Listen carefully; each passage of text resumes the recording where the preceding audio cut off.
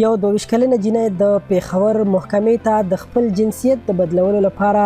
یو لیک استولی دی او دا یې پکې ویلي دي چې د ده خوی او کړه وړه ټول د هلکانو په شانتي دي او له ډېرې مجبورۍ نه پرده کوي چې ډېره ورسره په عذاب ده. دغه ځوانې جینۍ په خپل خط کې لیکي چې زما عمر 22 کاله دی او په دغه خط کې عریضه کړې ده چې زه یو بېوزلې کورنۍ سره تعلق لرم. مور مې هم بوډا ده او پلار مې هم بوډا دی او 2 ورونه لرم او 4 مې نورې خویندې دي. په دغه لیک کې زیاته شوې ده چې زه غواړم چې ماته اجازه راکړل شي چې زه د جینۍ نه ځان هلک جوړ کړم ځکه چې زما هر څه د هلکانو په شانتي دي او زه په دې طریقه باندې خپل د خوښۍ آزاد ژوند تیر کړم. وکیل سیف الله محب کاکاخیل دغه لیک د پیښور محکمې ته سپارلی خو لا هم د قضیې د اورېدو نیټه نه ده ټاکل شوې. سیف الله محب کاکاخیل BBC ته ویلي دي ښایي د جنسیت د بدلون لپاره جراحي عملیاتو قضیې پاکستان کې کمې وي. هغه ویلي چې پرمختللو هیوادونو کې د جنسیت بدلولو د هر چا خپل شخصي حق دی. د جنسیت بدلول بېلابېلې مسلې هم پیدا کولی شي لکه په تذکره کې د جنسیت بدلون،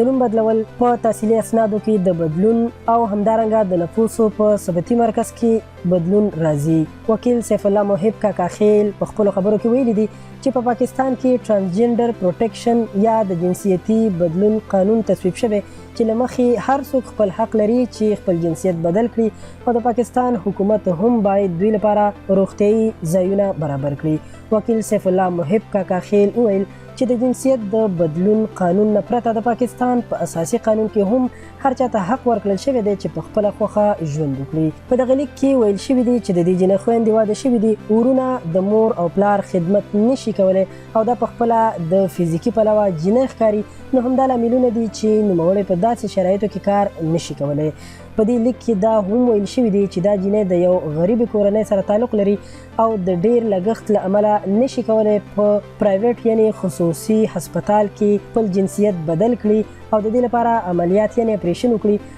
نو غواړي چې په دولتي روغتون کې درملنه وشي او عملیات یې ترسره شي. په دغه لیک کې زیاته شوې ده چې په پاکستان کې دا قسم اپریشنونه یعنی عملیات کم کیږي او د طب محصلینو لپاره هم د دې پوهه ضروري ده، نو ښه ده چې له دې ډول عملیاتو څخه د طب محصلین هم ګټه پورته کړي. دا چې محکمه به په دې اړه باندې څه حکم ورکوي تر اوسه پورې د دې په اړه خبرې لا نه دي په ډاګه شوي ځکه چې محکمې د دې لپاره ورځ نه ده ټاکلې چې په کومه ورځ باندې به د دې قضیې اورېدنه کیږي او د دې په اړه به بیا فیصله اوروي. نو دوستانو دا خبر تر همدې ځایه و. که ویډیو مو خوښه شوي وي درسره لایک کړئ، که غواړئ چې تاسو د نورو معلوماتو نه خبر وساتو نو مهرباني وکړئ زموږ چینل پښتو پوسټ خامخا سبسکرایب کړئ چې په آینده کې زموږ د هرې ویډیو خبر تاسو ته درکړل شي. ډیره مننه.